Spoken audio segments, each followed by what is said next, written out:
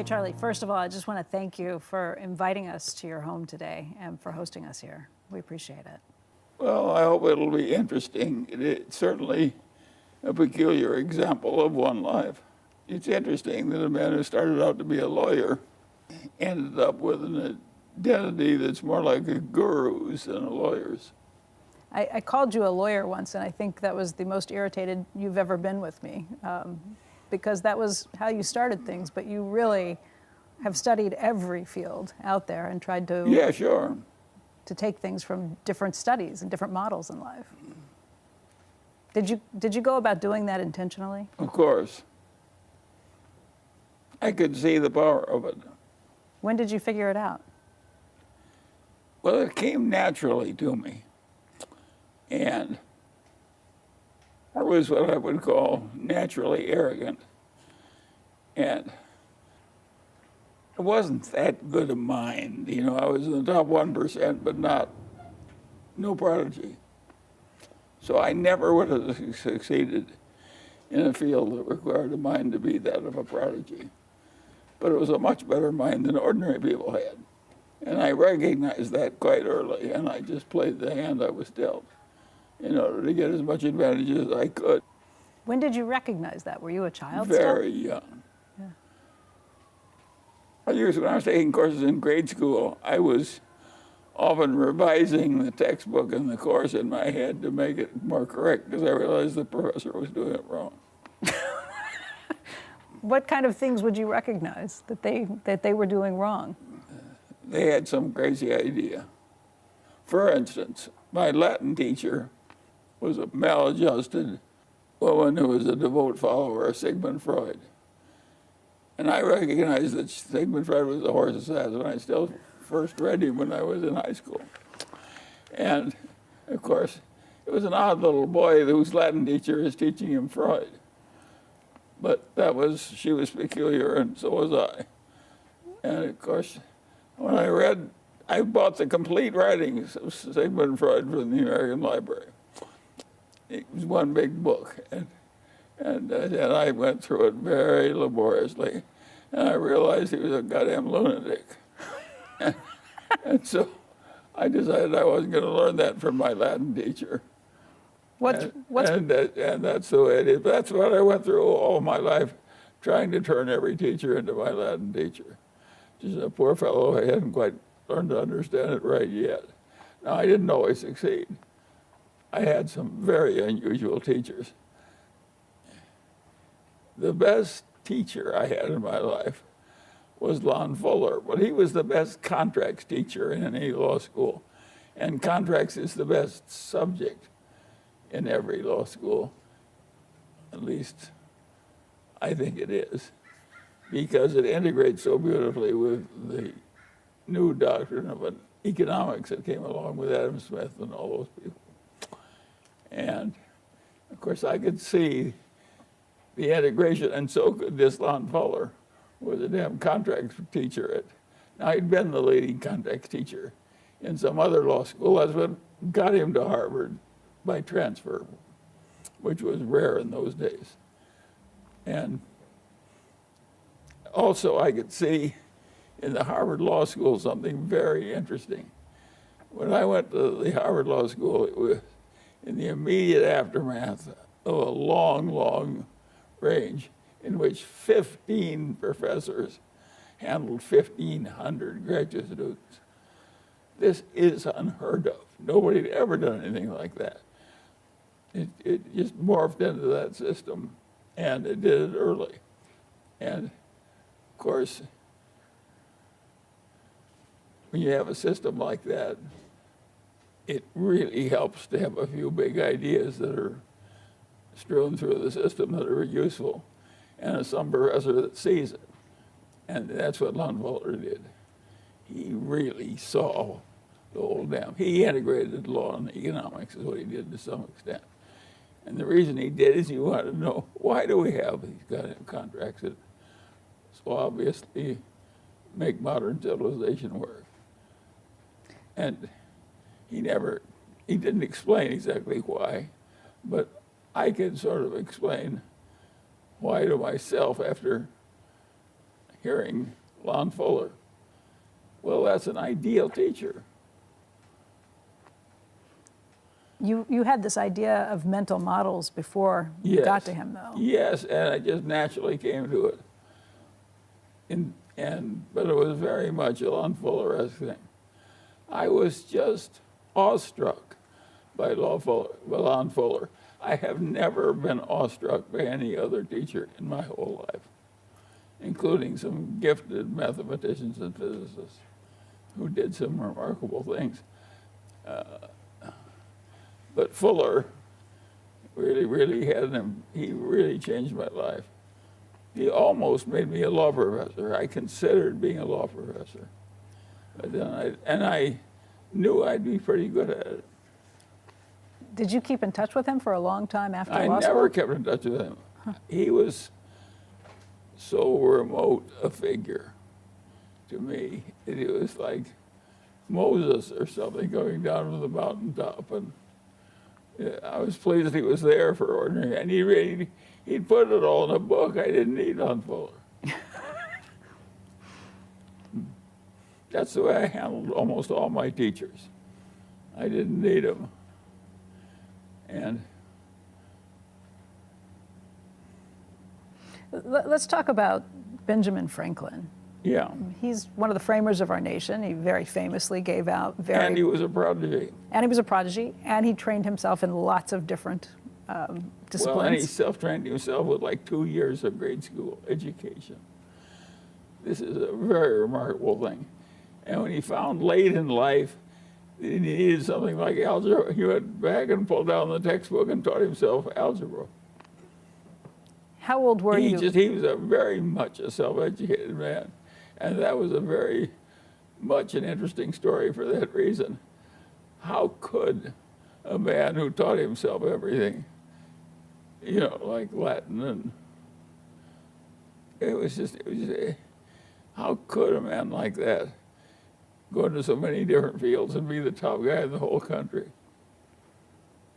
And weren't we lucky to have him? Yes. Yeah, no, all those 5 or 6 people whom we now consider the founding fathers have worn pretty well. But you found Ben Franklin when? How young were you when you first came across what Ben Franklin had done? Well, I think high school, yeah. And that's when you started modeling yourself after some of the things? I don't know when I started modeling myself after Franklin, but I certainly tried to model myself a little. I like the mixture of financial life and regular life. Mm-hmm. But I couldn't copy. I didn't have any musical ability. And so Franklin he played 4 different musical instruments, one of which he invented. Well, this is a lot of musical ability that God simply left out of me. And so I can't do it. So I never made any effort to imitate Franklin's musical ability. But any other ability he had, of course, I tried to imitate. You started out in college at the University of Michigan. Yes. You were young when you went there because you had skipped some time in grade school. And you went for mathematics. Why'd you choose mathematics? Because I could get an A in it without doing any work. That's why I took mathematics. And then you shifted with time. Yes. You did that for a couple of years. Yes. And then World War II interrupted Yes. things. You were 17 still when Then Pearl I Harbor decided happened. that biology was not the proper science to handle a war, or geology was not the proper science to handle any war, and that obviously I had to start with physics. So I took physics. And then you focused on... No, I didn't have to take it very much, because as soon as I'd mastered the first part of physics, I actually entered the Air Corps as a private. Right. And marched around in some field in the middle of winter and slept in a tent. And I must just say it was pretty damn unpleasant to be outside in the winter, sleeping in a tent. Look, this is the middle of November. We're in Southern California. Look at it. Yeah, this is pretty nice. Yes, and of course, I noticed that it was like that. And it wasn't like that in Omaha at the time I was at Caltech. And it was the middle of the winter, and it was like this. And so I naturally thought, this is better. Yes, I understand why you moved permanently. Yeah, well, you understand why the whole nation moved. Right. It moved south and west is what it moved. It continues to do so. Yes, yes.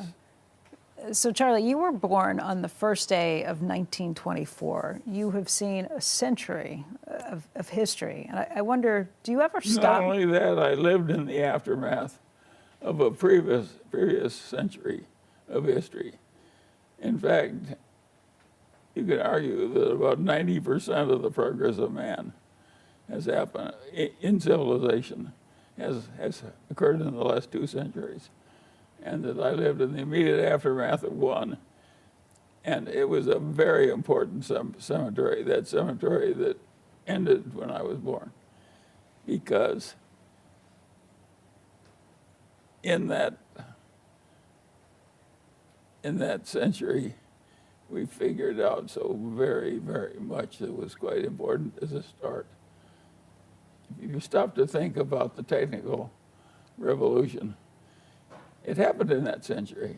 That's when they opened all these coal mines and created all these steam engines and so on. And so it was just, and of course that's what brought the economic system up. So man had enough leisure, had enough time to think when he wasn't just getting enough food to eat. And so it was an amazing time to be born, and to be born in the place in that century where all the growth was going to occur. The United States. The heyday of the British Empire, which was probably the most important empire that ever existed on Earth, ended about the time I was born. The heyday. You look, you're a stamp collector. Pretty much the whole Earth was colored red or pink for the British Empire. And it was a little stinking island in the North Sea, and that's what they created the most important civilization ever created. Now they borrowed heavily from the Greeks and the Romans and so forth to do it, but they did it nonetheless, and it was a very interesting thing. The idea that a system where 300 families owned half the land in England, and when the winter, when the summer came in England, they went to London and ran the country as a matter of noblesse oblige. That enabled them to take the best of that 300 families and make them important parliamentarians. And that was their civilization. That was the way in which they took civilization, and their part of civilization, into total leadership of the technical revolution. And then you come along, and 1924. I'm immediate after that. My father grew up in a world where if you wanted to go around Lincoln, Nebraska, he had to use a horse and buggy. There was no car. There was no broadcasting. It was a very different world. The railroads were primitive. And that's what he grew up in. So but the last 2 centuries created almost all the growth. Before that, not everybody, but like something like 80% of all people are farmers. And what's happened over the last 100 years has been pretty remarkable too. Yes, then the 100 years I've lived has been even more remarkable. That's pretty much all of modern biology, modern medicine, and modern industrial civilization, modern chemistry. Just imagine what the world would be like. You know, we had photographs for 100 years before we had modern chemistry. But no, it was done by a guy who was a natural, very good chemist. But nonetheless, and he created a mighty company, a great growth stock and so forth. And it finally wiped out the shareholders in bankruptcy. Eastman Kodak. Yes, Eastman Kodak. Yeah. It was just an amazing story. that could happen. And of course, it helped me because if somebody is brilliant as old Eastman, and somebody who hired as many brilliant people as old Eastman did could take the company into bankruptcy, I figured that lesser people could easily take big companies into bankruptcy eventually, in spite of their best efforts. It wasn't like Kodak didn't try. They hired the most brilliant graduate students. They gave them all kinds of time to think. They learned everything any important man on earth learned as quickly as they could, and so on and so on. And even so, they wiped out the common shareholders. And that taught you what, as an investor, as a Sure, businessman? and I was going to be a common shareholder someday in some company, and it would help me to know that it was very easy to wipe out the common shareholders, even a great company run by a genius. I mean, that's an argument for being diversified, but No, not no. Yes, it is an argument for being diversified. but that's not really what the and lesson there's you took some away. argument for being diversified, but there's also some argument for being non-diversified, and the argument for being non-diversified is better for a few people than the argument for being diversified. So that the lesson I would take out of that is to be diversified. That's not the lesson you took out. What's the lesson you took out? Well, it was going to be very difficult to be excellent enough at anything to make any money. That's the lesson I took out of it. And I could look around me. And I was lucky there too, because one of my father's two best friends was a guy named Eddie Davis Sr. And Eddie Davis Sr. was the leading urologist, well, probably in the United States at the time, and just working as a private physician who taught medical students urology without charging for his teaching time, because that's what doctors did in their days. They were volunteers at the medical school. And they also furnished free medicine to their colleagues whom they knew. So it was like a cartel against the rest of us. And courtesy to the noble profession.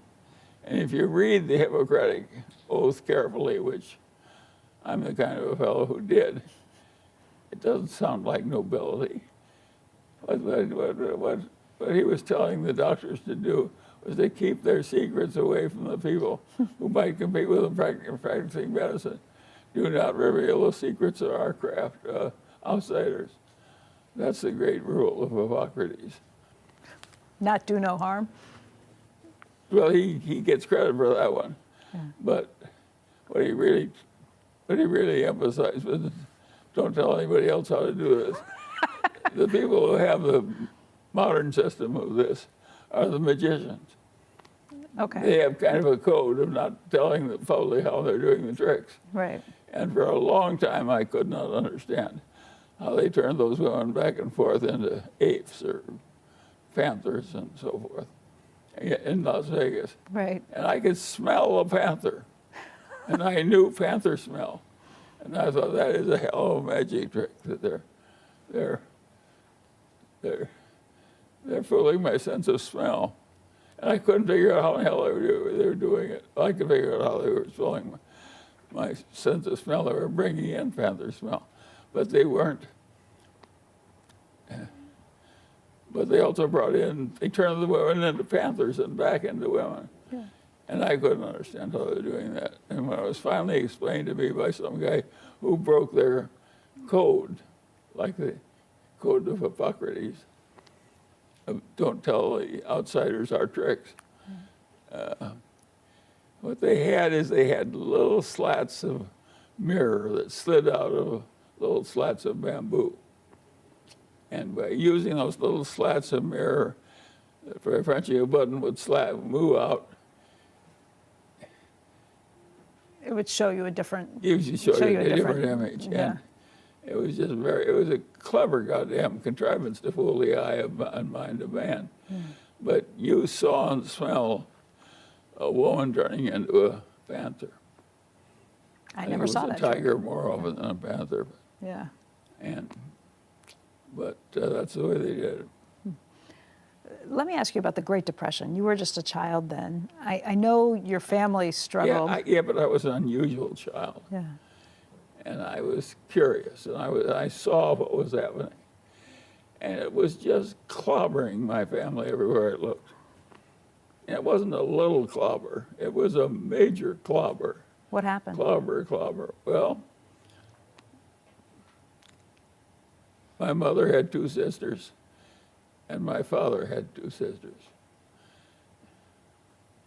And all 4 of those sons-in-law, who were my uncles, got utterly clobbered by the Great Depression. One was an architect, and the builder stopped building practically everything. And he finally got a job doing drafting work for the county of Los Angeles, and they paid him $108.08 per month for doing that drafting work, which was above what they would have paid an architect, but not much above. And that's what he was earning.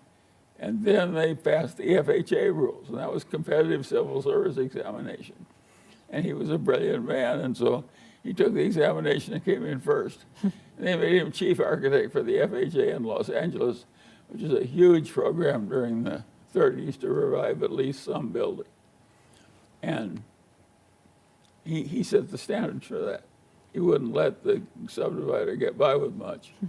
You know, there was a rule of how many electrical outlets there had to be in every bedroom. And he'd make them put in the right number instead of the lesser number. And that was an important job. Builders under depression incentives being what they would naturally be, and a good architect being what he would naturally be. Right. And so the FHA, which was then fostering a great percentage of the total building that was going on in terms of houses, just said, if you're going to build a house, you got to have so many electrical outlets per bedroom. Well, it was useful work my uncle was doing. Yeah. And he was enough of an architect that he could force in a little bit of grace too, as well as the right number of electrical outlets. But and one of the things he was very interested in was the plaster screed. And most people don't even know what the plaster screed is, even when they live in a building. But if you got plaster that goes down into the ground, you get capillary attraction that sucks a lot of water up into the plaster. It's not desirable. It doesn't always do that, but it sometimes does it. But it's a tiny little incremental cost to stick a little thing on the bottom of the plaster as it comes to the end near the ground. If you put in that plaster screed, it can't suck that water out of the ground into your plaster. And my uncle made everybody put in a plaster screed. And saved all these houses as a result. Yes. And of course, it was a good example for somebody like me to watch that being done. To put in the hard work early on and the and extra step. What the extra thing that could be added at tiny incremental cost and would last for 100 years. Wow. You saw your family getting clobbered on all sides on the Depression. Yes, how did that? That was one was an architect. But how did that? One was a builder who was broke. He had loans he wasn't even paying off from the 20s. Boom, bubble, when he was a builder, and he made himself an appraiser, and finally he was Omaha's best appraiser, and he made a good living too, but he had terrible years in the early 30s, and he had a terrible medical problem as one of his children died very slowly of meningitis. And it cost a lot of money. He just couldn't pay it. He had not paid off that fully until the war came. So what he did that? He finally paid it off and got quite prosperous in the post-war boom. But he had a long period of just being utterly without money. And all of these so what he impressions did, are he new. moved into an extra house that my grandfather Russell owned. And that at least didn't have to pay rent. What did all these impressions mean for you? I mean, these are formative years for you as you're watching this. Well, this is quite serious. It's a little boy of his cousin, who's of the same age, is dying next door, and it takes forever and costs a fortune, and there's no money to pay the doctors, the hospitals, anything. That's a serious growing up experience. And I turned to the other side of me, lived Madeline Duffy, my great female playmate. And Madeline and I were just inseparable, living side by side. And Madeline Duffy and I were playing with this little dog that was a stranger to us when we were very young. But I can remember her and the dog, so we must have been nearly 4 years old. Or 4 years old, more or less. And that dog was inches away from my cheek, but it bit her cheek instead of mine. Oh, and they didn't quite get the fast horse treatment in time. They got to it, but it was too late, and she died after terrible trauma. So, and she was a very outstanding little girl who might have grown up to be a Becky Quick if the world had been different. But she never grew up. So I'm sitting there doing two dead children. People don't realize how high the death rate was among children until about the middle of the century that preceded the one in which I was born. And if you wanted, in those days, if you wanted 3 children, you had 6. And you shoveled 3 out of the graveyard before they even grew up. That was the system.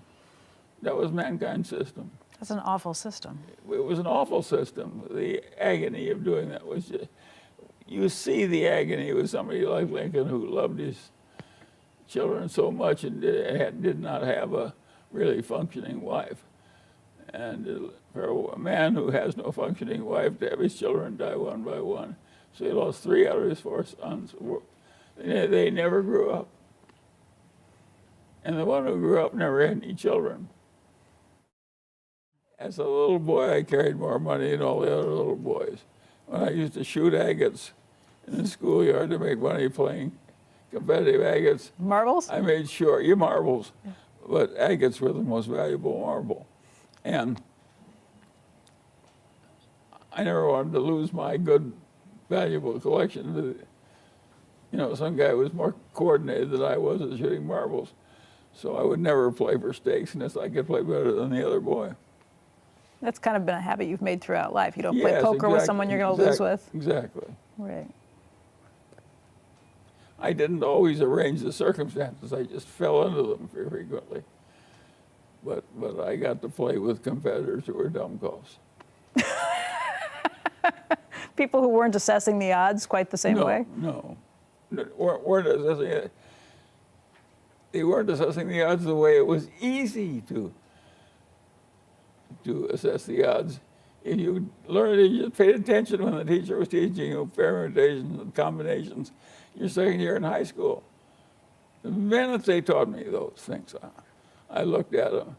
And the math teacher who was teaching me was a dumbcoff. And of course, he didn't have any idea how they were important and why. He just taught them as one more thing he had to teach to get through the textbook. And I immediately realized that these things were terribly important. It would do wonders for me if I mastered them. But my math teacher didn't know that. I mean, that's where you get to what I think what you call... Lon Fuller. Yes. He knew that if you really knew economics, you'd be a better decision maker. And that gets you... Quite a bit. Yeah. Yeah, that opens the big gate to a lot of interesting territory. The trouble with that territory is hard. Most of the leading economists are very talented people. It's hard to just get coherent on the subject, much less persuasive. And so it's a very difficult subject. And On the other hand, there are little sub-markets where it's easy to figure out how to do well. And a lot of people figure out how to worm their way into those and stay there. A lot of what you do, though, also is picking your shots. I mean, I think you call it sit on your ass investing. Yeah, Where sure. you wait for the big fat pitches to come in. You don't do a lot over time because That's correct. you don't want taxes to whittle down or anything else along the way. No. And it's very obvious that every intelligent person ought to do that. And a lot of the intelligent people have figured it out. If you go into the decisions that the teaching profession makes with its IRA money and its pension money, where it gets any choice, a lot of it is indexed and a lot of it is invested in shrewd investments held for a long time. So a lot of what I do is being done now, and that wasn't true when I was young. I couldn't just look at somebody else and see some. I saw some people who'd gotten rich by holding a few good things. So you think it's harder to make money now? Well, that's a very interesting question, and it's a very important question. And of course it's harder. It's so much harder you can't believe it. The people that have found it harder are the people that made Warren so rich. Ben Graham and his colleague Dodd, in a damned adjunct course at Columbia. And by the way, Graham was invited into 3 different economic departments at Columbia on the full tenure track and turned them down. He was that good at literature and math and so forth. Both, which is rare. And Ben Graham was interesting. Ben Graham was polymathic, like the Davises, a different way. And the same thing, also somewhat musical. And something of a dancer. He liked to dance well. Something left out of me. And at any rate, what Ben Graham did that was so interesting is that he taught that you should find a few good things and stay with them for a very long time. But a long time to him was a few years. It wasn't a few decades. And he did that for like 40 or 50 years in a little investment partnership with incentives and so on. And his investors, who were by and large not very rich, did very well with him. After he got his share, they got a good cut that was higher than what other people got after fees. And so he delivered a valuable product. And he taught you got into things, it could be a lousy business, but if they were cheap enough, they're still all right if they had enough assets per share. Right. So you're getting at least twice as many assets as you were paying for. Yeah. And he just floated around for the best available stuff among companies, good and bad. Yeah. That was his system. And he had worked for 50 years. His clients had good returns. Well, after he became so famous, partly with the help of Warren Buffett and Warren Buffett's success, everybody tried to do the same thing. And of course, as everybody crowded in, trying to be a little Ben Graham, it got more and more competitive. And that's what's happened now. And the low-hanging fruit that Ben Graham had a lot of because of the Great Depression has gone away.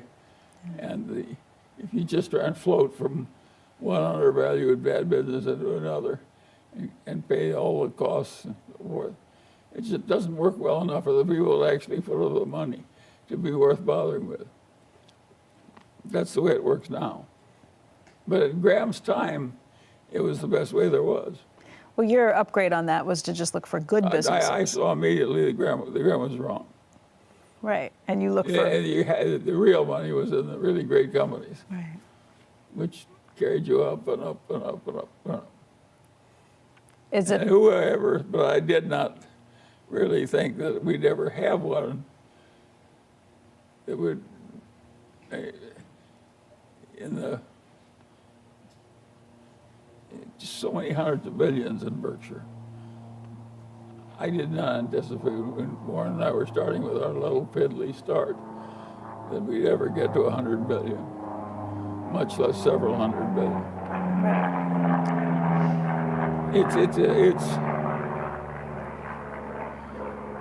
It was an amazing occurrence.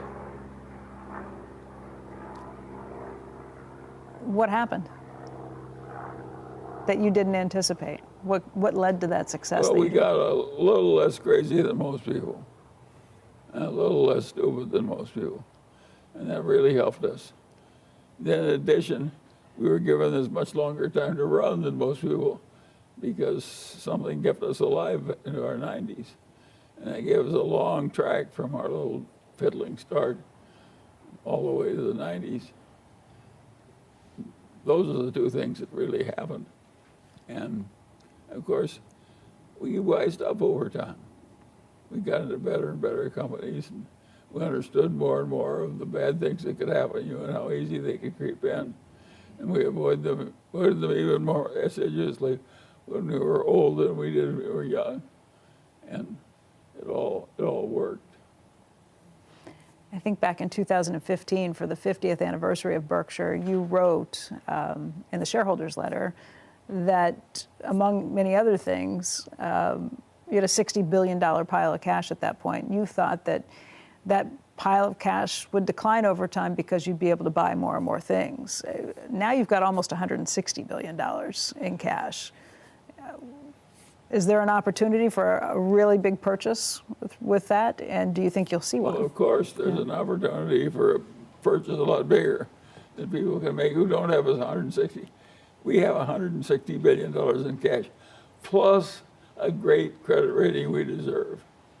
And who in the hell has that? Not very many. Yes, but what it's going to be, I can't tell you. It can't be anything too small, because it doesn't matter how good it is. We're of a size now where too small just doesn't move the needle very much. So we need something big to come along and use up all our cash and some borrowing. But who's more likely to find something than a guy who has $160 billion in cash, plus a long history of buying bargains? I don't think it's hopeless. It may have to be done by some different people. You know that the next time we may not be able just to squeeze a little more lemon juice out of the old lemons. We may be able to, we may have to squeeze some new lemons, meaning new people may have to make the decisions. But who can make them better than somebody that has watched the early process all through all those years and seen how well it works, and who starts with a little legacy of $160 billion of cash? So you're talking about Greg Abel, Ajit Jain. Yes, Ted and Todd. Or somebody not yet identified. Yeah. The main trick that Berkshire shows is the power of what I call the Wooden effect. And Wooden was the most famous basketball coach of the whole era. And you figure out what the hell he really did, which of course somebody like Warren and me, we just automatically do it. He concentrated about 90% of the playing time in 7 players, and everybody else was just a sparring partner for the people. And that turned out a great system for winning at basketball, because you identified your best player and concentrated so much of the playing time on your best player. And more playing creates better, better, better. You learn by playing in a way you can never learn just by shooting practice baskets. And so he concentrated all his playing time on his best players. Simple idea. That's what Berkshire did. Of course, it worked better, and everybody's learned it. You've talked about... Everybody would know it automatically if it were just a little more obvious. If all of us had to make a living backing people in chess tournaments where there's very little revenue to pay anybody anything, we'd all recognize we have to get into the top 7 players or something like that, or have no chance of winning. You know, chess tournaments. Yeah. And everybody would be trying to play the wooden style to get the bet. But in investment picking, people think anybody can learn it who just goes to Harvard or Columbia or something. And of course, anybody can't learn it. It's like chess or mechanical ability or a lot of other abilities. It's somebody who does it a lot and has a natural aptitude for it, who's the outlier, who gets the big results. And that's what happens in the investment world. Just a few outliers make money. Now, we've also created a whole lot of people who get the reputation of being geniuses, who run venture capital funds and so forth, and who do pretty well for themselves because they get paid so outlandishly. But they don't really get, the bottom 80% of the people who invest in venture capital would be better off if they didn't even look at it. So they're just making... The people who stumbled into Sequoia in the right year were different. They got a long, long run when Sequoia didn't try and grow. And they got the advantage of milking Sequoia. But that was rare. Nowadays, everything is quite different. I do not think venture capital will win in the future the way Sequoia once did. And I don't think Sequoia will win in the future the way Sequoia once did. It's too hard. It's too damned hard. Meaning that they were... There's too much failure, difficulty, accident in the world. It's really hard to have a stretch like Sequoia has had as an investment firm. Now everybody thinks if they sort of copy the method, they'll get the result. And of course, it's like competing with John Wooden's example. You can compete in John Wooden's example while you in fact do something else, which is what they're doing. Mm-hmm. And of course, but they're not going to get something else. They're going to get lousy results, not Wooden results. Yeah. You talked about some of the joy you found with some of the investments Berkshire's made along the way. I think Washington Post was a great one. Who doesn't like to happily enjoy extreme success accumulated with people who are extremely admirable? That's what Warren and I have gotten to do. Yeah. Well, of course, that's a lot of fun. And a lot of the people at Sequoia have had a lot of fun because they've done a lot of similar things. What, besides the Washington Post, though, which is one you mentioned in a 1995 speech as being one of the best investments ever, what other investments have been some of your favorites? I'm thinking of maybe a BYD or a Costco. Well, they've all been favorites, but again, BYD is a good lesson.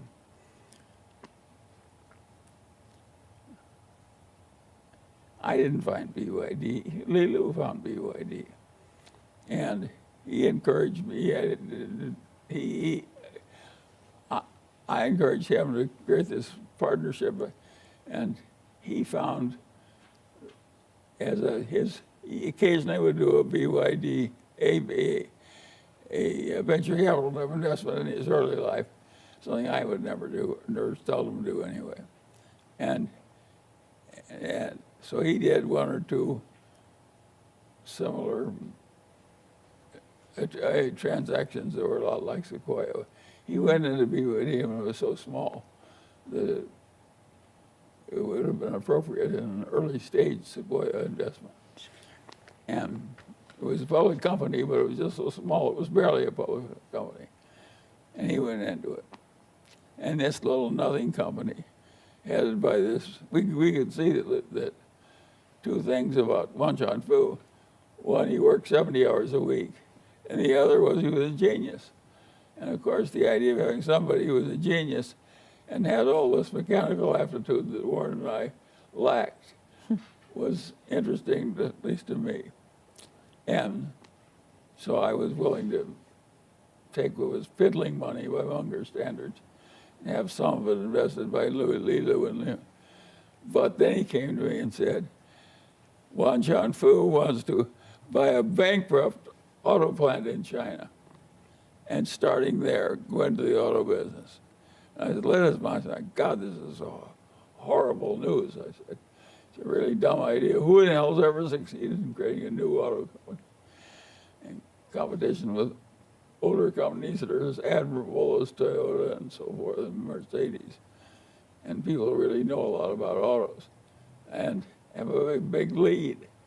And I said, let's talk him out of it. So we tried to talk Banchan Fu out of going into it. He paid no attention to us. He charged into it. Well, this year he'll probably sell 2 billion automobiles at huge profits for automobile. Just mouth-watering, delicious profits for auto. It's a huge stunt. And we, Warren and I share not Warren and I, but Li Lu and I share the distinction of urging him not to do it. Thank God he didn't take you up on it. Well, he did. That's what geniuses do. They don't listen. It's just amazing what he's done. Of course, he's been lucky, but all the great records are partly work, partly talent, and partly luck. That's what you'd expect to win. Well, with this many people in the game of investment, of course the big winners are going to be people who get luck and who get work and talent and luck.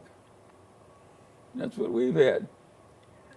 What was interesting about Berkshire's history is what turned the first $300 million of Berkshire net worth into the first $3 billion of Berkshire net worth. Now, some people have now gone back and checked all that figures, but some people figured it out. But the results we got in turning 300 million into 3 billion really quickly helped us a lot. What was it? Well, it was blue chip, stamps, and See's Candy, and the Buffalo News newspaper, and the early insurance operations under Ajit Jain when he came to us. And so everything worked at once. And we made these unholy profits out of these fiddling businesses that weren't that good. And it was a very remarkable thing. And there was some luck involved. Warren has said that his worst trade ever was buying Berkshire Hathaway itself, the mills. Yeah, sure. What was your worst trade? Well, I think my worst trade was buying a block for the Munger family in Alibaba, which is a pretty good company, but I think it got overhyped. And Jack Ma made mistakes in dealing with the Chinese government.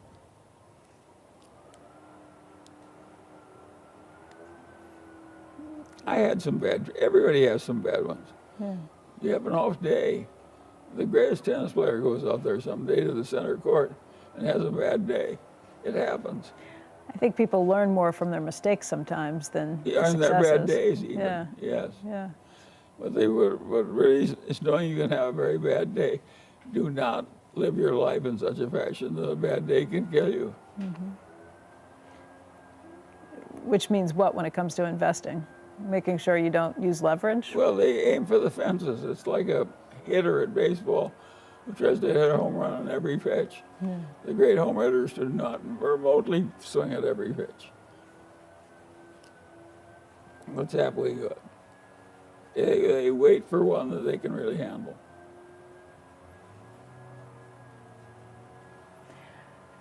And that's what great stock pickers do too. How do you know? Because I know leverage has always been something that you guys have shied away from, using too much leverage in situations. But you're also... Well, yes, but it wasn't like we didn't use any. Mm-hmm.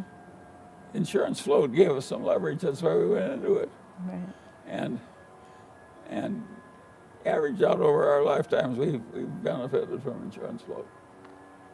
But I guess the difference between not wanting to over leverage in a situation, but also knowing that if you think something's a real deal, to really load up on it, because you're only going to have so many great pitches, perfect pitches. Yeah, we're not holding our cash for the boom that's going to come in 1999. Yeah. We may end up that way, but it may have a different protagonist, but that may happen, which is fine. Mm-hmm. I think some of the lessons in life that you give people, though, I guess if it's so much harder to do things now, and you've talked about this, how for this generation it's going to be harder to do things like buy a house, make the same sort of money, be able to get ahead in such ways. Of course. It's going to be harder to earn the same kind of percentage returns after taxes and inflation as this last generation of endowment managers earned. They've trained all these universities to expect a 6% yield return because that's what they want in order to do what to spend as they want. But it is not given in the stars that a 6% annual return will surely be wonderful for the good investors of an era. I mean more broadly. The great bulk of the investor may earn a lot less than 6% instead of a lot more. I just mean for, the average person who's looking at this thinking it's going to be harder to buy a house. Is the American dream further out of reach for young people today? Well, for some it is, and for some it isn't. There also was never a place where anybody who got a degree in computer science got a salary, a cash bonus, and a block of cheap stock every year for free, just floating in. And sometimes in a very good company. And there are more companies like that are offering benefits like that to people that are just starting out in computer science. So in some sense, it's easier. So for some people, it's easier. There'll always be something in a rich civilization that's a little better than other people get, as well as a little worse. And all these people prospering today in computer science are in the right place, and they're prospering more. Charlie, let's talk a little bit about bureaucracies, because you have duly noted the problems with bureaucracies, whether it be a big company, whether it be the government. Have I ever? Right. So how would you fix some of the bloated bureaucracies out there? Let's start with the federal government. That comes in my too hard pile. I can't tell you how to do that. That would be really hard, because you got the problem of A, figuring it out, and B, getting it done. And to solve both those problems that is really climbing it's like picking the high pick on Everest and saying, I'll waltz up there in a day, You aren't going to waltz up there. It takes several days to do. There was a presidential candidate who recently said that his solution for that would just be to fire everybody in the federal government whose Social Security number ends with an odd number. Does that sound like a good way to fix it?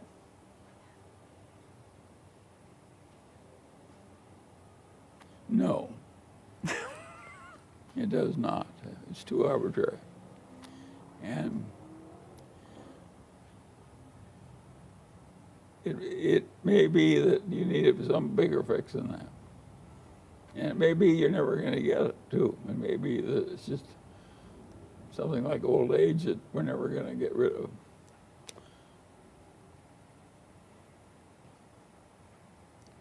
But you are still a believer in the need for a government.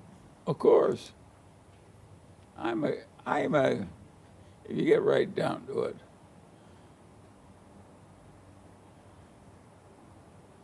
what I am is a lover of the progress of civilization. That turns me on. Oddly enough, the man whose name I bear, my father's father and my father's mother, both thought exactly the same way.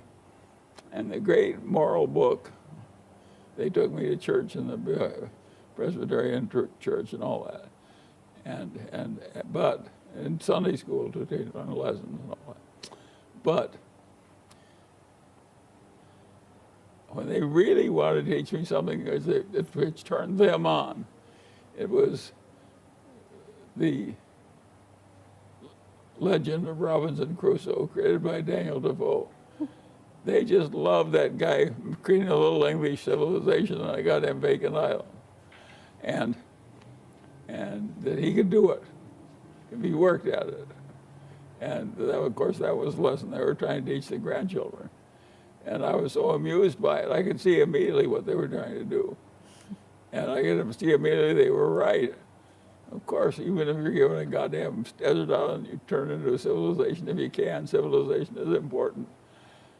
I accepted all those moral lessons. Now, they never said this is what we're trying to teach you, A, B, C. But they did make me read Robinson Crusoe, not just every week, but every night.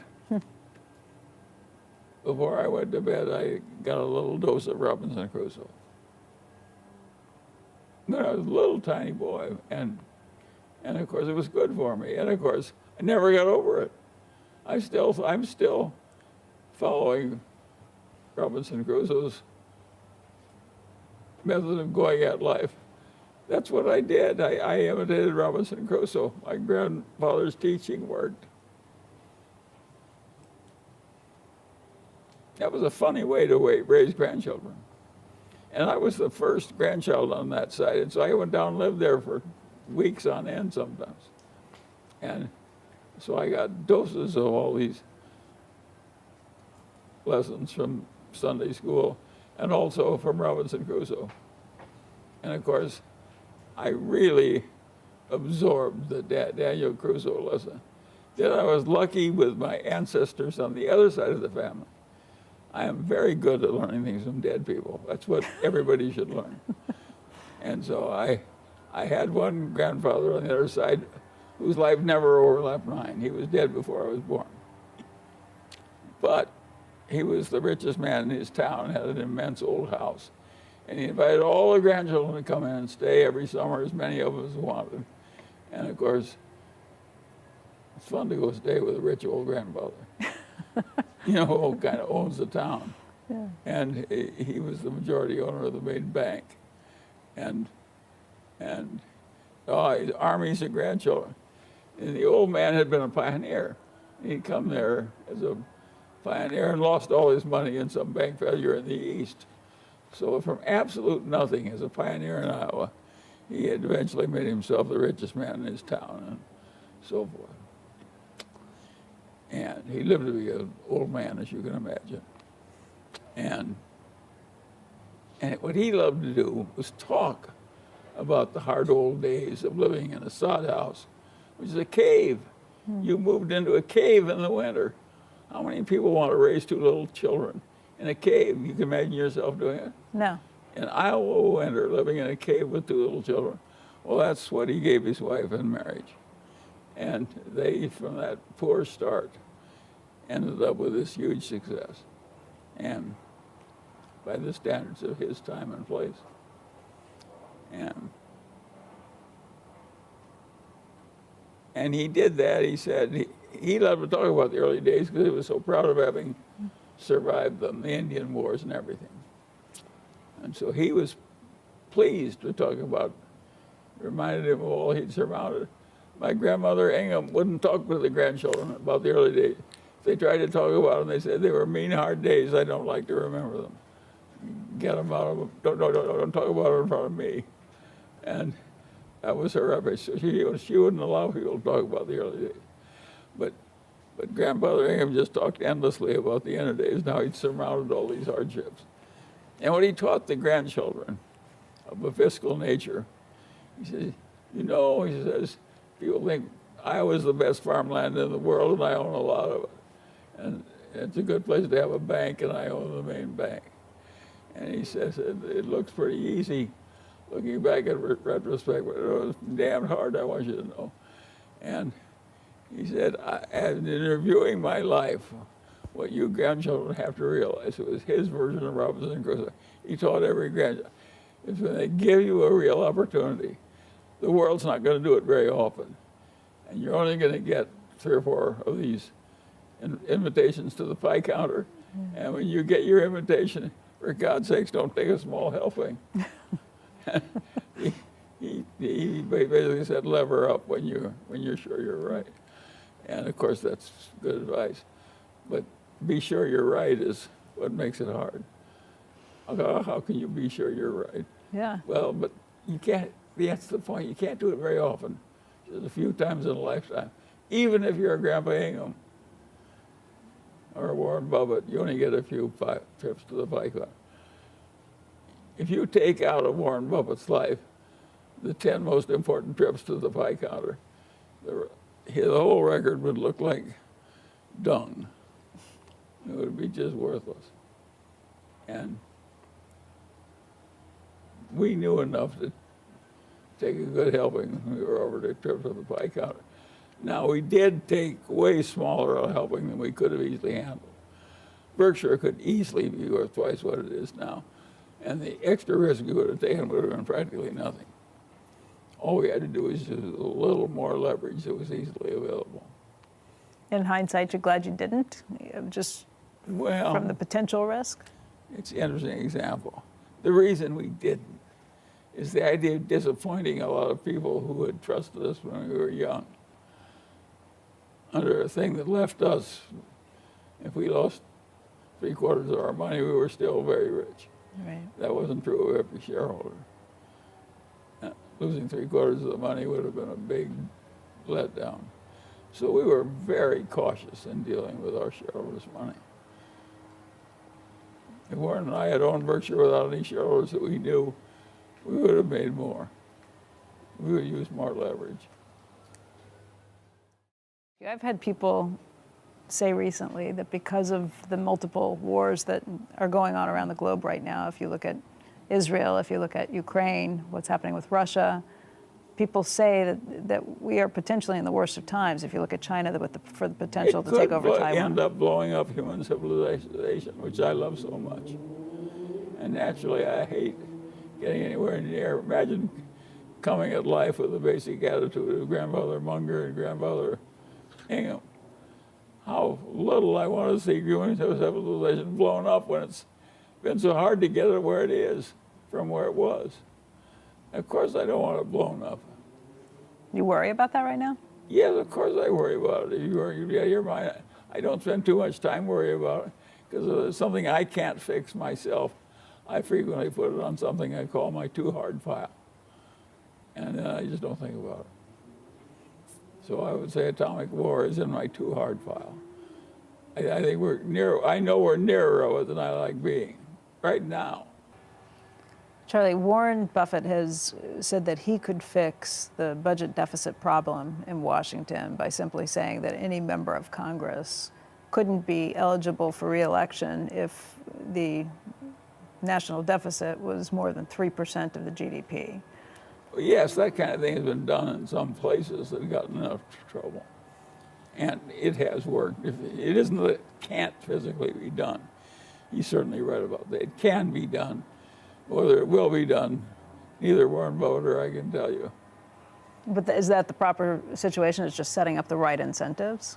Well, we may come to a place where we simply have to, where we mismanage to the place where it's obviously we have to go back to something that's more like Adam Smith.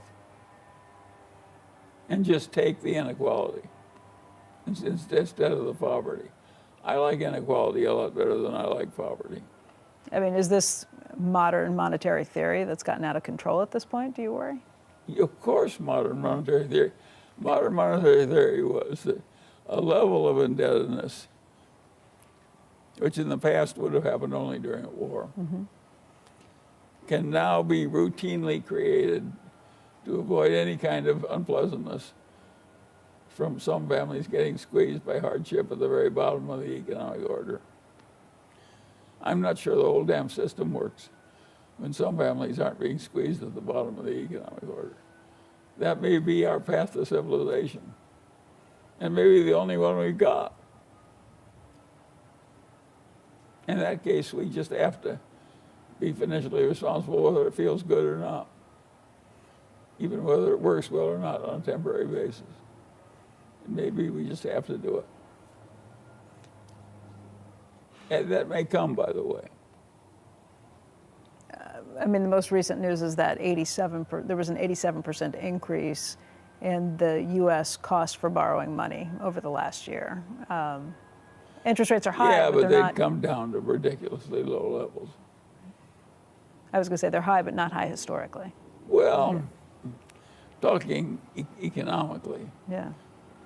when the English consul didn't lose purchasing power way back in the 1800s, early, 2.5%. Where did we get the idea that every endowment should get 5%? 5% real, 2 or 3% inflation. That was written in the stars. I do not think it's written in the stars. We may have to do something so unpleasant that it looks like we're bringing back.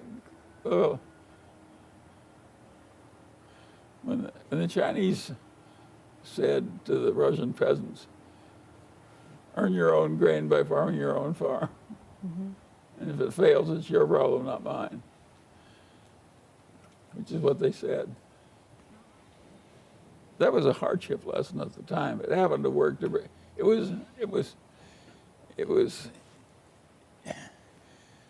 looked like a hardship lesson, but it really was an invitation to plenty. It was say, eat this spinach and it'll really be good for you.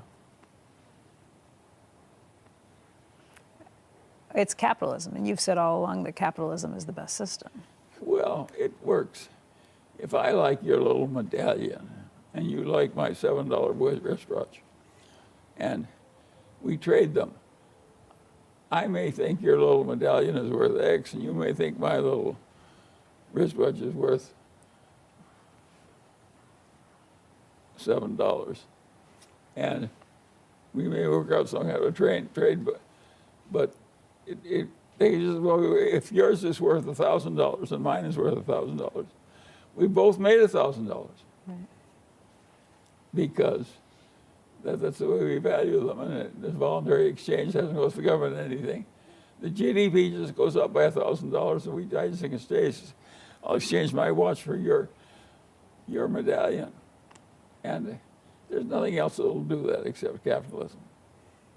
And do it automatically. You need capitalism plus somebody that creates a sound currency that uses a medium of exchange. When you got those two things, now you and I can have a simple system of exchanging watches for medallions. And we both want to do it. It's something we can do. And it's just, that was the stuff that somebody like Ron Fuller, he was interested in that stuff. Mm-hmm. And in seeking out to make his own work more meaningful, he tried to understand it. And I could see him struggling with it. And it was early in the history of economics of the discipline when this was going on. Now the main ideas had been discovered. But the main ideas had not been discovered in the law schools. I mean, Lon Fuller was one of the very few people who had some vague understanding of how economics interwove with law. And of course, it's the combination that helped me do as well as I did in life. You've said that proper incentive structure should be set up for public policy too, that you have to think about it very carefully. If you want to go into public policy, you should go in and think about what the end results are going to be from some of your actions that you take. Once you get in the business of saying, to make it fairer so that the hardships of life are more widely distributed. You can call it fairer, or you can call it more generous. Mm-hmm. But either way, they mean the same thing. They want the hardships of life to be mitigated for some people. That means other people can sell things to the government that they use in helping unfortunate people. And people have a different idea about the government. They think it's mildly cheating the government's all right. It's a big, dumb bureaucracy. They're engaged in manipulating us so they can live well. Of course, we can finagle a little so we can live well. And therefore, it's okay to cheat the government. And the cheating of the government is so extreme. If I could just wave a wand and take all the cheating out of the workman's comp system, who can not be in favor of the workman's comp system? Yeah. It says if you're injured in course of doing your job that makes you a living and feeds your children, and now you can't function for a while, the government will lift down and give you a lifting hand. That's why they created compulsory workman's comp insurance, because it just seemed unfair that some people got so utterly clobbered by things that weren't their fault. And yet that wonderful system, it is rife with fraud. They puff their injuries up so they can get time off. They puff their injuries up so they can have extra cash. They puff their injuries up so they can get permanent disability pay. And they have doctors and lawyers that help them do it. I mean, mislead the government in an unfair payments. So that in an effort to cure an unfairness, we may find that there are whole areas where the way human nature works, we have to endure more hardship and the unfairness that comes with it. The ordinary rich person who talks that way is talking because he wants to hold all his wealth and keep and make the disparity between his wealth and the ordinary people get greater and greater. That's his ambition. But it doesn't work that he gets what he wants. The ordinary outcome for the well-to-do families is they go back to the mean. If you looked at somebody as rich as the Rockefellers, and that was really rich by the standards of ordinary human beings, even the Rockefellers will eventually go back to the mean. Pretty close anyway. It just happens. There's a lot of misfortune out there, that both fiscal and other kinds, and it takes it down one after another. Henry Ford and John D. Rockefeller were the richest people in the world when you were born in 1924. Today it's Elon Musk. Is it just new people who come through with the system? I don't regard Elon Musk as truly that rich, because I don't think it's sure that everything he's working on can work. I think he can get his ass handled to him in all those. I would not invest in Elon Musk's autos myself. But you've been impressed by what he's built. Yes, well, who cannot? Again, that's another lesson. What is the lesson of Elon Musk? The Musk is, it's always an outlet. Somebody who has a perfectly ridiculous amount of money, it almost always has an element of luck in it. He's been quite lucky in what he's picked to double down, double down, double down. And then he's used leverage so much that he's doubled down right to the edge of extinction, maybe 2 or 3 times. How many people can go to the edge of extinction without stepping into it? Well, he's done it 3 times. Maybe he's got 6 more in him. I don't know. I put Elon Musk in a pile. I never bet against him, and I never bet with him. As far as I'm concerned, he doesn't exist. My life works better if I treat the world as though he didn't exist.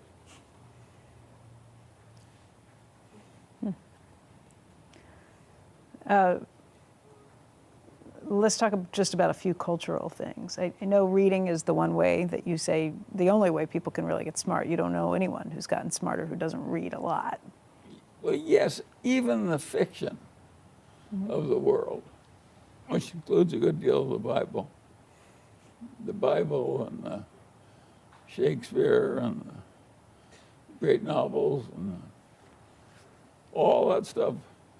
The people were good at painting pictures and painting and telling stories, and people learn best when they learn a story. It looks more like a piece of a life, a story. So it works. What are you reading right now? Well, and now my life is, people know I'm a nut on books, and they kind of like Poor Charlie's Almanac or something. Yeah. So what do? They send me books, gifts. So I get so many books in this house as gifts that I no longer buy books. I just select from those that people give me. And I kind of like doing it. I think they kind of like doing it. It's very peculiar, but now I would guess that would happen. Would I be sitting 99 years old and all over the world, even people who speak a different language, Indian or Hindu or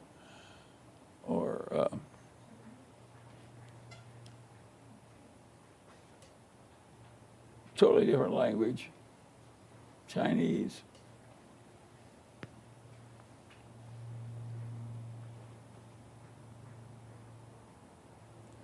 But I think this business, I'm an enormous admirer of what Ben Graham did to teach that damn course for the better part of 50 years. And the fact that he did so without reaching any extreme prosperity is also an interesting lesson.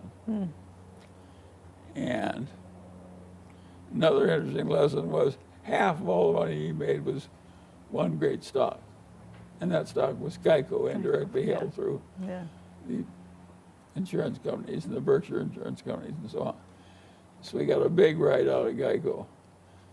And that was more than half of all the money he ever made. So even Graham, to be respectable on a record, had to have one big trip to the pie counter where he took a big helping instead of a small one. Yeah. And he did it once and did it right. And again, a very interesting lesson. That's not the way Ben Graham is taught in the many universities. The identifiable big opportunities are hard to find. They may be there, but they're not identifiable. It's like I don't have the mechanical ability to do what Dr. Davis did. Right. I just don't have it. It's not there for me. You don't have it, it's not there for you. You have to get it or get a substitute. You have to get well in something you're good at. I think I heard that you've been binge watching Seinfeld. Is that right? Well, I've finally gotten so I've seen so many of the reruns twice that I don't want to see them a third time. But I do like a bunch of self-centered people making the wrong decisions. It appeals to it is ridiculous. It's utterly ridiculous. These people go out of their way to get insane worries and so on. And they solve some of their problems with humor. Yeah. It's a show about nothing, though. Yes, but it's not really about nothing. It's about the humor of life being used to make life quite endurable. By kidding one another, which is what they're doing, because they're really kidding the audience, they are amusing us all. In thinking about age, a lot of companies are getting rid of mandatory retirement ages. Boards are getting rid of a lot of those mandatory retirements. But there are questions right now about whether Joe Biden or Donald Trump are too old to be president at 81 and 77 years old.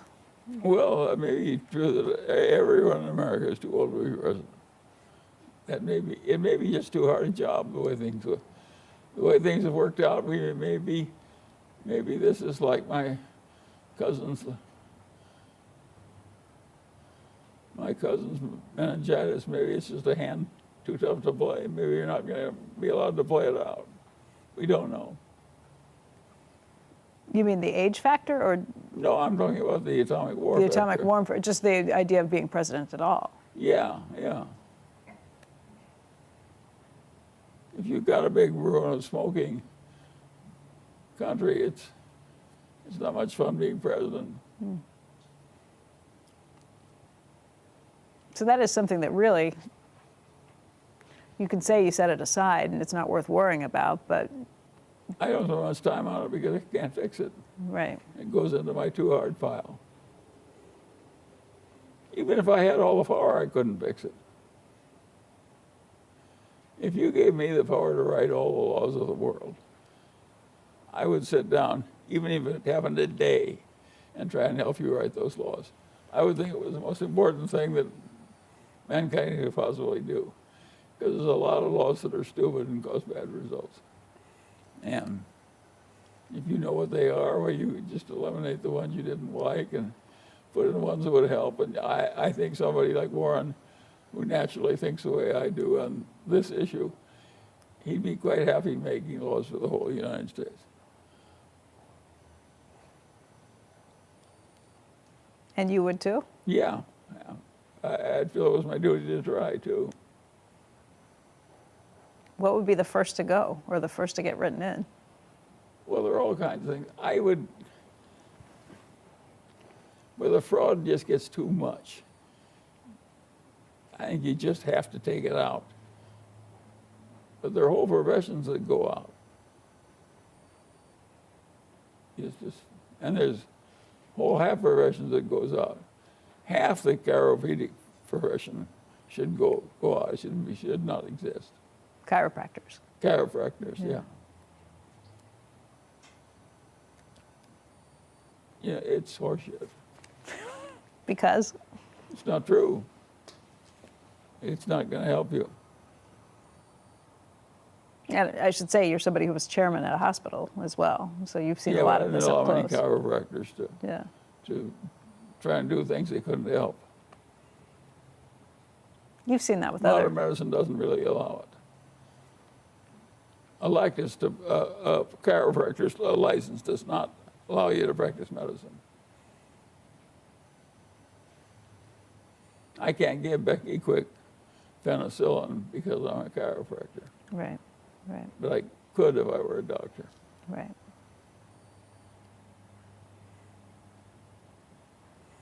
And what else would you take on? well, I think taking the fraud out is also important. How can a whole lot of fraud be a good thing? Yeah. And almost everybody has known that. And the early legislators made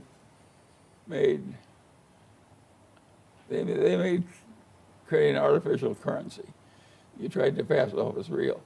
They made that as a very serious crime. And of course, they killed you for it.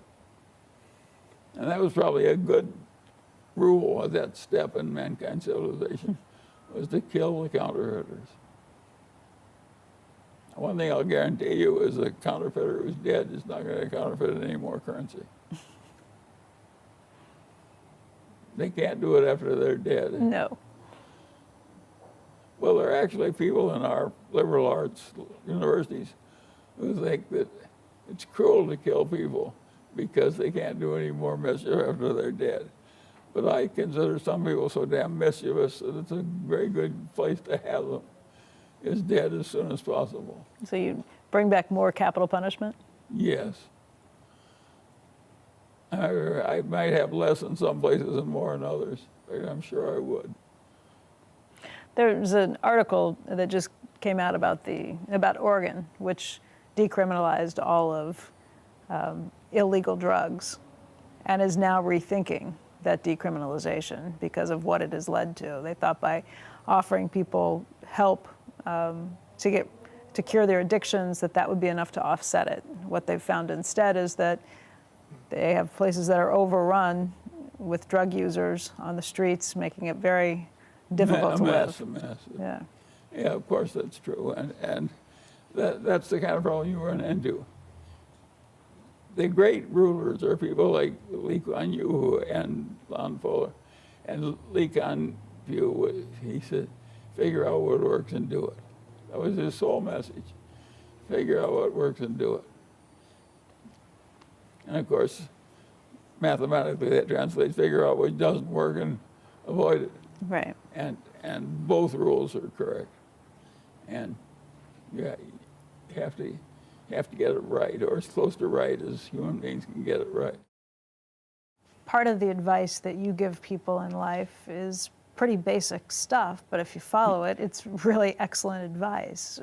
I think your first one is have low expectations. The second one is have a good sense of humor. And the third one is surround yourself with the love of friends and family, obviously. Yeah, sure. I have a hard time thinking of a time when you set your expectations low, though. Yeah, well, I did. How so? Well, let me give you an example. It's perfect. Here I am, little boy growing up in Omaha, and my father, one of my father's best friends, is living 2 blocks away, and he has 2 sons, and I'm right in the middle of the age of his 2 sons. And I'm a little older than one and a little younger than the other. And Eddie Davis Jr. is sort of a mechanical genius. Mm-hmm. He can take anything apart quickly and put it right together and perfectly.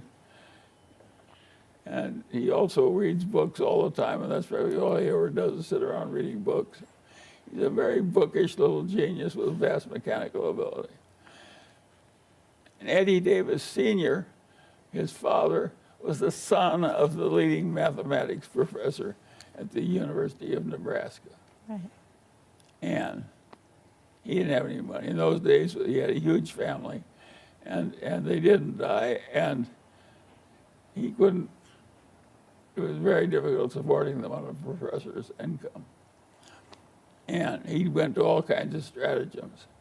He'd make his own raincoat out of a piece of oilcloth to save the money of buying a raincoat and so on. And nobody else did that, even by the standards of the 30s. But that's the way he did it. But he was a very talented man who wrote math textbooks and so on. And Dr. Davis had enormous mechanical ability, as well as enormous mental ability, and being physically dexterous. He could do anything. He saw things in 3 dimensions, and and it was quite obvious that anything that required mechanical ability, I would not be as good as the 2 Davises. You know, I just, no amount of effort or work was ever going to do it, make me into a fly caster like Dr. Davis was or anything else. I just didn't have that kind of ability. And so I decided to stay the hell out of businesses where I would compete with people like Eddie Davis Jr. and Eddie Davis Sr. in their strong suit. Knowing your competencies. Knowing your circle of competency, right? Yeah. And that kept me away from those businesses, totally. But part of your advice in life, I think, is to understand that change comes with life and adapt to it. And it's something I think about a lot in my own struggles with life. Everybody knows that. I could have done a lot better if I'd been a little smarter, a little quicker. What are you talking about? You've had success in everything you've done in life. What would you like to do differently? I might have had multiple trillions instead of multiple billions. Do you sit around thinking about this? What would you have done differently? Yes, I think a lot about what I nearly missed by being just not quite smart enough or hardworking enough. What would you have changed if you could go back and look at the last 100 years? Of course, it would be a cinch to go back and do it, knowing what was going to happen now. Yeah. I would be the richest man on earth. Well, what did you miss? What was there something where you zigged where you could have started earlier, for one thing, and I would have compounded longer, and I would have compounded better. So saved even more. And of course, I would have ended up richer. I was going to live to be 100 years old. And I constantly am aware of the facts that I basically screwed up. Given the hand I dealt, I could have done a lot better, quite easily done a lot better. But you are not somebody who spends a lot of money on yourself. We're sitting here in a beautiful house, but this is a house that you lived in for 70 years. I know. You could have moved and spent more. His house for about 60 years. Yeah. We're similar. But you see, we're both smart enough to have watched our friends who got rich build these really fancy houses. And I would say in practically every case, they make the person less happy, not happier. How so? Having a basic house really helps you. Having a really fancy house that's good for entertaining 100 people at once is a very expensive thing to do, and it doesn't do you that much good. I think one of the things you've said along the years, at least this is what I've been told, is that it's not staying rich that's difficult, it's staying sane. Yeah, of course. What happens? Well, most people go a little crazy in some way or another. I mean, that's a lot of your life. A lot of your life and advice is avoiding traps. Invert, and try and figure out where you don't want to be. Yes, and then avoid it. Yes, of course. That's what everybody's life is with any sense. All the people I know, and my intimate friends now,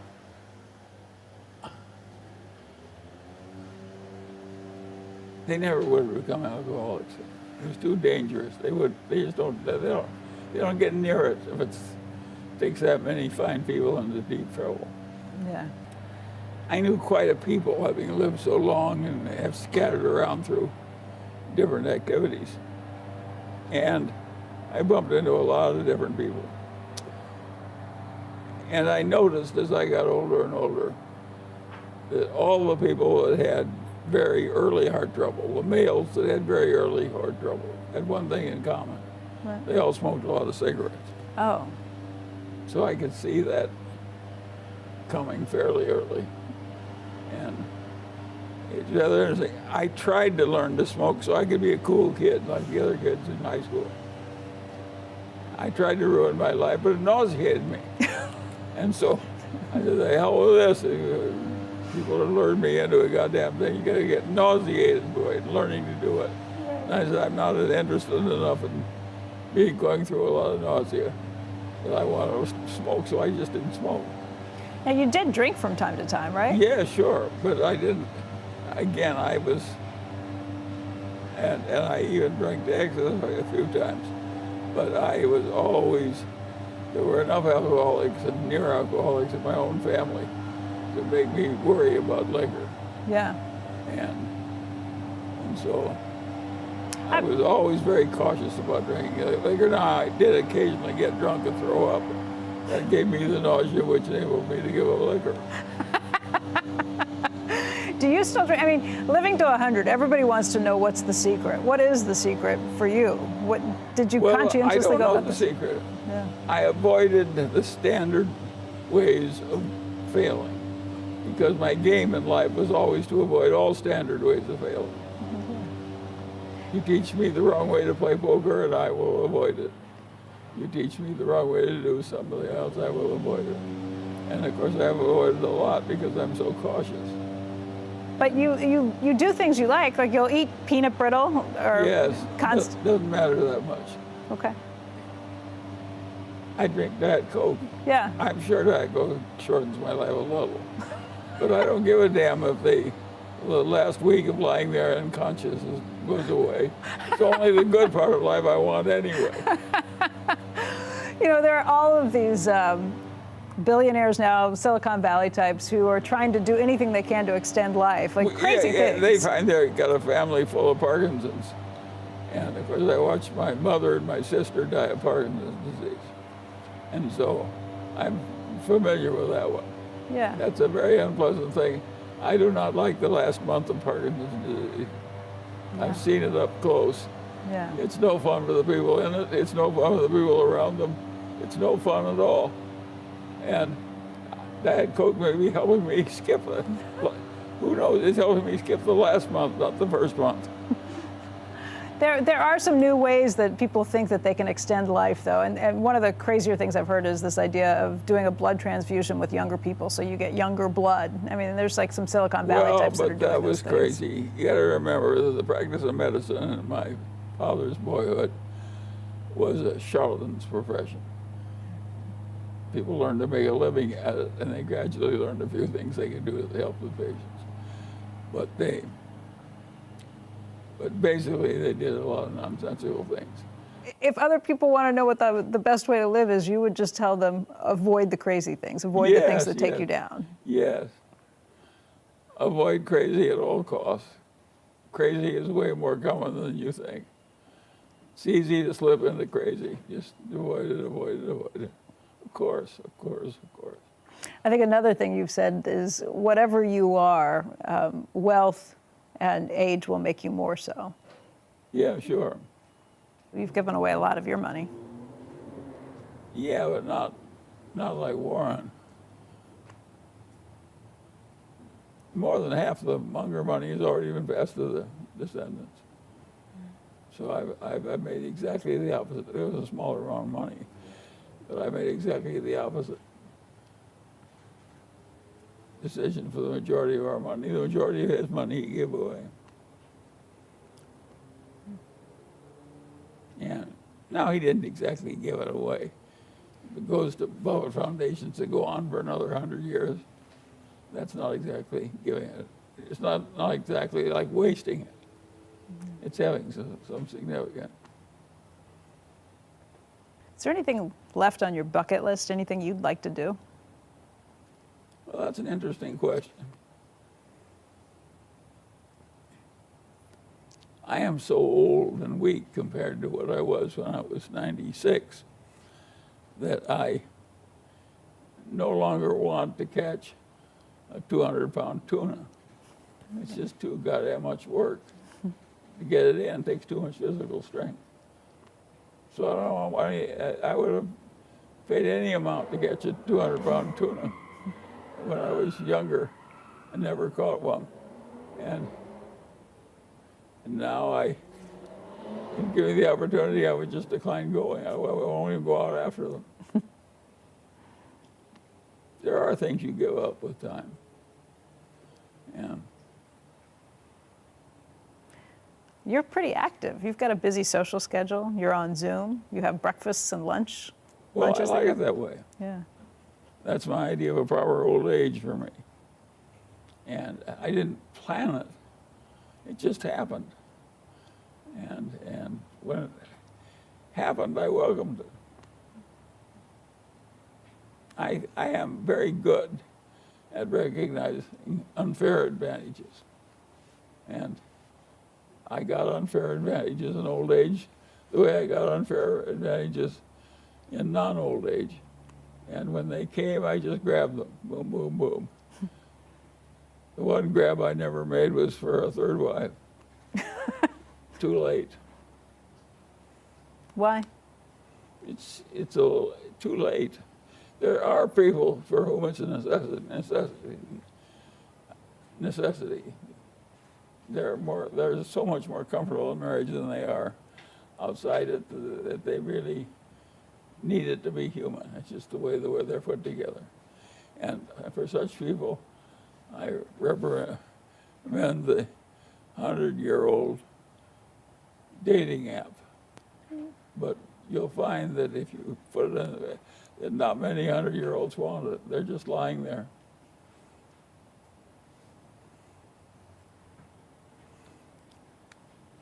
Your partnership with Nancy, your second wife. Yeah, so it was a 52-year-old marriage. Yeah. It's a long marriage. It is. And she got to live it all the way to 86, which is a long life. And now there are some tough stretches, but most lives have some tough stretches. Yeah. And hers came very near the end. I mean, Charlie, people probably look at you and think you're incredibly wealthy. You've had all these great opportunities and things that have happened in your life, but you've struggled too. Of course, everybody struggles. The iron rule of life is everybody struggles. I try and think back of what the toughest moments might have been and how you got through some of those. And I mean, well, we all know how to get through them. The great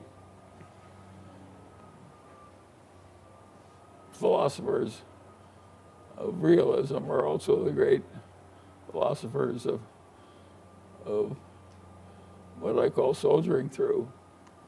If you soldier through, you can get through almost anything. And it's your only option. You can't bring back the dead, you can't cure the dying child, you can't do all kinds of things. You have to soldier through, and you just, somehow you soldier through. If you have to walk through the streets crying for a few hours a day is part of soldiering through. Go ahead and cry away, but you have to. You can't quit. You can cry all right, but you can't quit. You've had time in your life when you've done that? Sure. I cried all the time when my first child died, but I knew I couldn't change the fate. In those days, the fatality with childhood leukemia was 100%. That was your son. That's gone away now. Now the cure rate is way up in the 90s, and it's an amazing development. Think of how much pleasure it's given me to watch the cure rate for leukemia.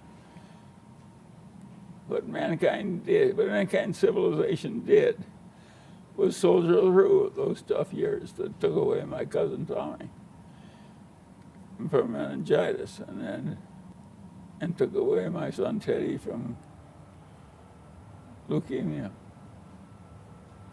Imagine pretty well fixing that disease for families who came into life later.